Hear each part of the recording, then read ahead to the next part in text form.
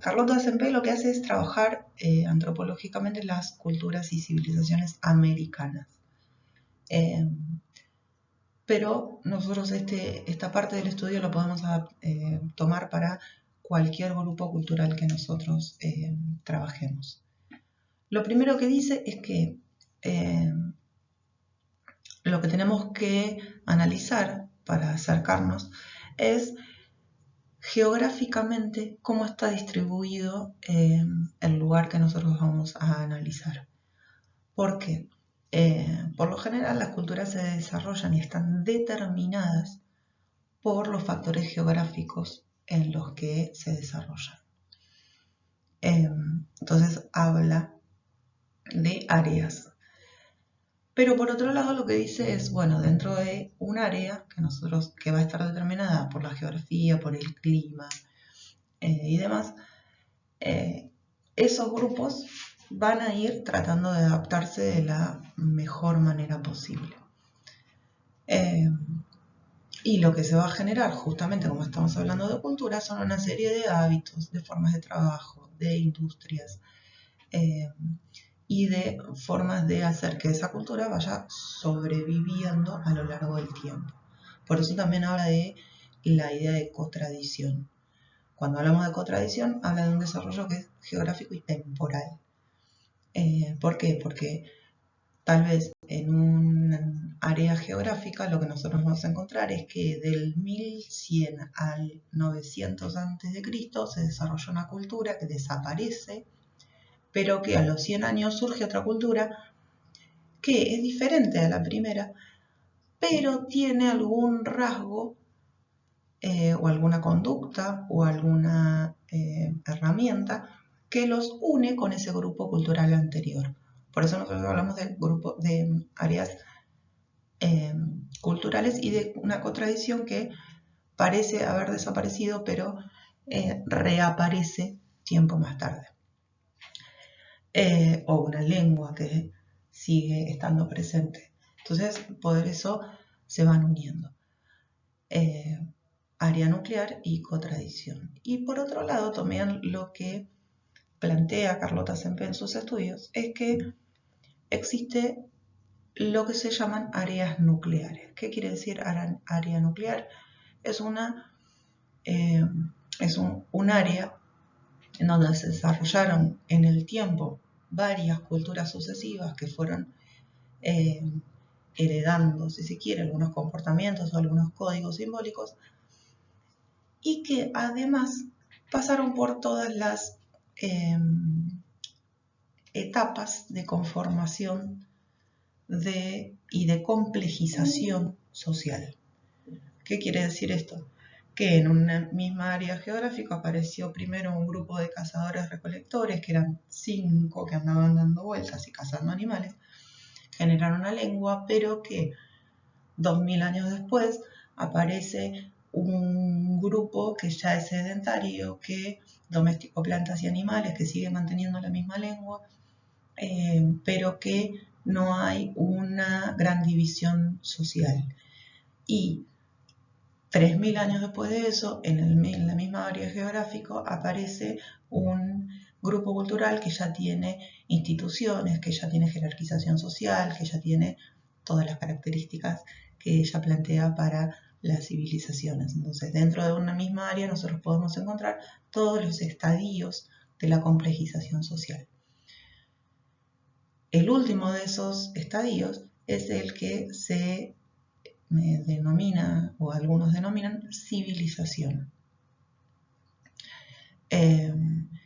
Y esa civilización va a tener las características que se enumeran en el texto de Sempe y que, si bien ella los trabaja para lo que son las áreas americanas, se dan en todas las culturas que llegan a la etapa o a la característica de civilización.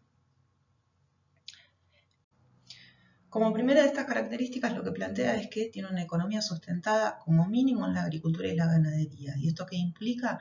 Que ya hay un conocimiento de elementos biológicos, de, por ejemplo, los procesos de cuidado de animales y de cómo generar la reproducción de los animales de manera controlada.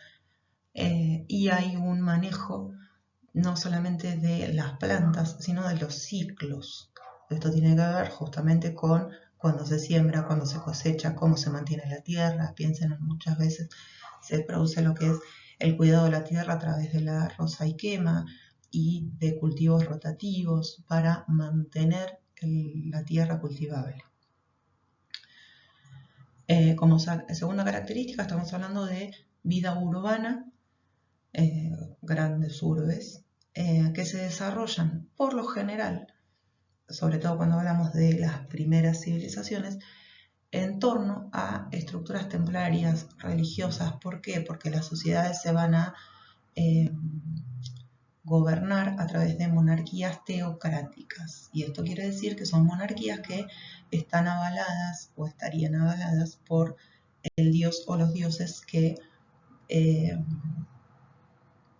en los que cree esa cultura o ese grupo cultural.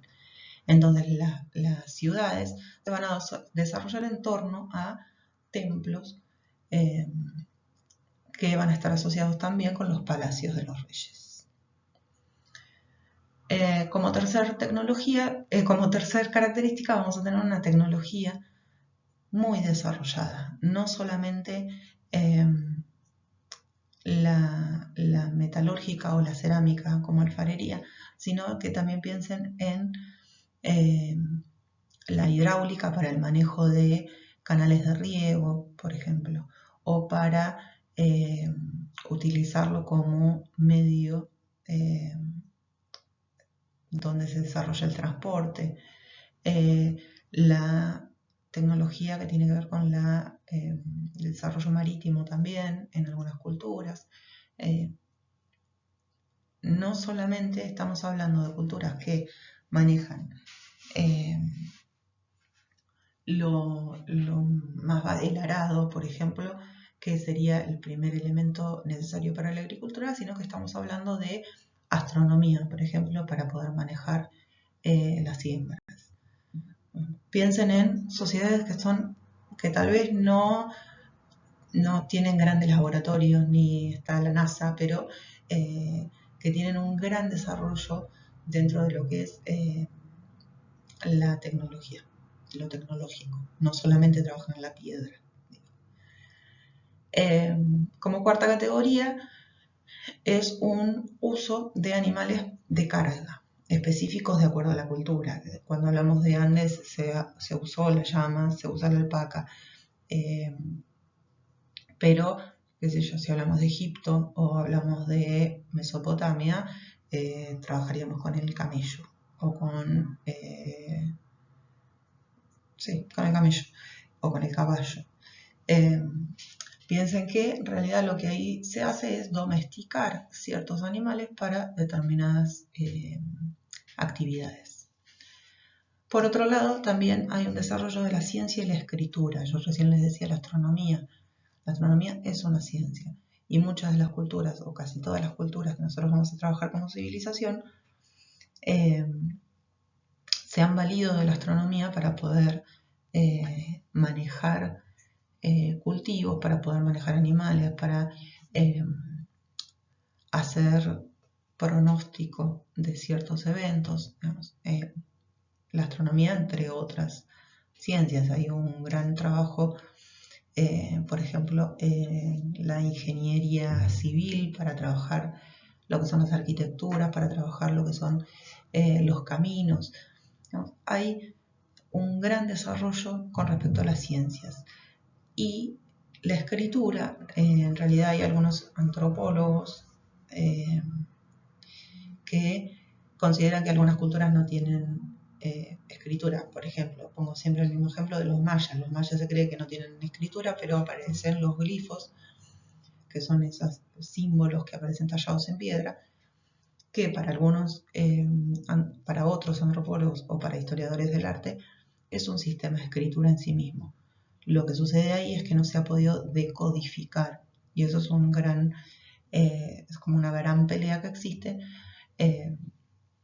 porque lo mismo pasó, por ejemplo, con los jeroglíficos egipcios, que no se consideraron escritura hasta que se encuentra la piedra Rosetta y se puede decir que es un sistema de escritura. Entonces siempre apareció unido al desarrollo de la ciencia, de la tecnología, de las civilizaciones, la escritura, en el formato que sea. Con organización política compleja, ¿qué quiere decir?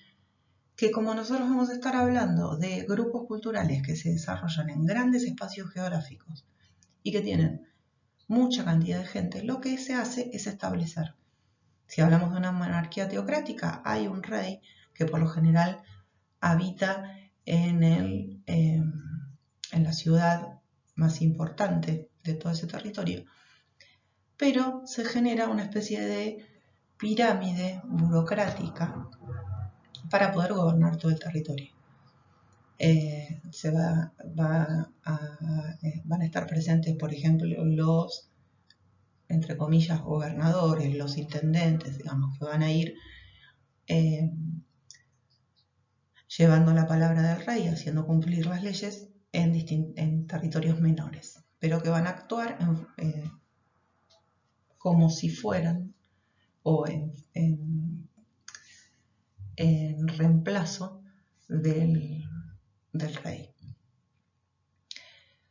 Con el tema del comercio, que es lo que tenemos que pensar, que el comercio puede ser terrestre, marítimo o fluvial, depende de la zona geográfica de la que hablemos y depende de los medios que tenga esa cultura o esa civilización, pero se entiende como un intercambio de bienes o servicios. Y depende de la política que lleve a cabo esa civilización, puede ser por trueque o redistributiva. Hay algunas, qué sé yo, los incas, por ejemplo, lo que hacían era el Estado actuaba como redistribución, como redistribuidor de elementos. Entonces establecía un comercio entre la costa y las montañas. Y lo que hacía era hacer llegar productos marítimos al otro lado de los Andes. Entonces ahí se genera un comercio a través del Estado o a través de comerciantes que van a ir generando la circulación de bienes y de servicios. Pero también lo que tienen las grandes civilizaciones es que no solamente tienen una forma de comerciar, sino que establecen el mercado. ¿Qué implica que haya mercado? Que no solamente vamos a trabajar con bienes y servicios cambiados por bienes o por otros bienes y otros servicios, sino que se establece una moneda. Lo que sea, puede ser metálico o, qué sé yo, los aztecas, por ejemplo, y los mayas usaban la semilla del cacao como moneda de pago. Qué sé yo, un textil vale 5 semillas de cacao y eso es una moneda de cambio. Que exista una moneda de cambio lo que incluye lo que hace es que cada objeto o cada cosa que yo voy a adquirir tiene un valor determinado. Nosotros usamos los pesos o las monedas o lo que tengamos en el bolsillo y ese es el valor de cambio. Podríamos usar cualquier otra cosa porque como estamos hablando de bienes arbitrarios, podrían ser semillas de algo. Pero hablamos de papel moneda, nosotros, porque estamos en otro grupo cultural y civilizatorio. Espero que esto haya servido como para guiarlos un poquito más. Les envío estos 2 videos y les voy a subir unos textitos nuevos como para que vayan leyendo.